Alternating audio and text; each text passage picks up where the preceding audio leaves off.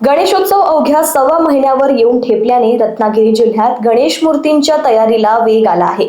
मूर्ती शाळांमध्ये गणरायाच्या मूर्ती घडवण्याची लगबग वाढली असून मूर्तीचं मातीकाम आता अंतिम टप्प्यात पोहोचलं आहे।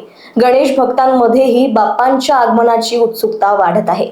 मात्र यंदा महागाईचा फटका मूर्तिकारांना बसत असल्याचं चित्र आहे। पेट्रोल डिझेलच्या दरवाढीमुळे माती, रंग आणि ब्रशसह विविध साहित्याच्या किमती वाढत आहेत। परिणामी गणेश मूर्तींच्या दरात यंदा जवळपास 30 ते 40% वाढ झाल्याचं मूर्तिकार सांगत आहेत। वाढत्या खर्चांमुळे मूर्तिकारांसमोर आव्हान निर्माण झालं असलं तरी गणरायाच्या मूर्तींना आकर्षक रूप देण्यासाठी त्यांची लगबग सुरूच आहे।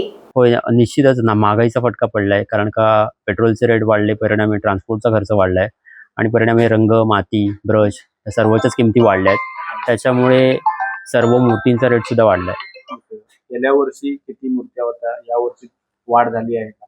हो, मूर्तीमध्ये वाढ आहे, मूर्तीच्या रेटमध्ये सुद्धा वाढ आहे। साधारणतः आम्ही 1000 रुपयाला जी मूर्ती विकत होतो ती आता 1300-1400 ला विकावी लागते, कारण का रंग वगैरे सर्व रॉ मटेरियलचा खर्च वाढलाय। सध्या ट्रेंडिंग मध्ये असणारी मूर्ती कोणती आहे? म्हणजे वेगवेगळ्या चित्रपटांच्या माध्यमातून वेगवेगळ्या मूर्त्या होत असतात। आता सध्या तरी कोकणामध्ये गेल्या वर्षी जो चिंतामणी होता तो प्रचलित झालाय। बऱ्याच ठिकाणी त्याच्या प्रतिकृती मूर्तिकारांनी तयार केल्या आहेत। Bureau report, Lokvahini media, Ratnagiri.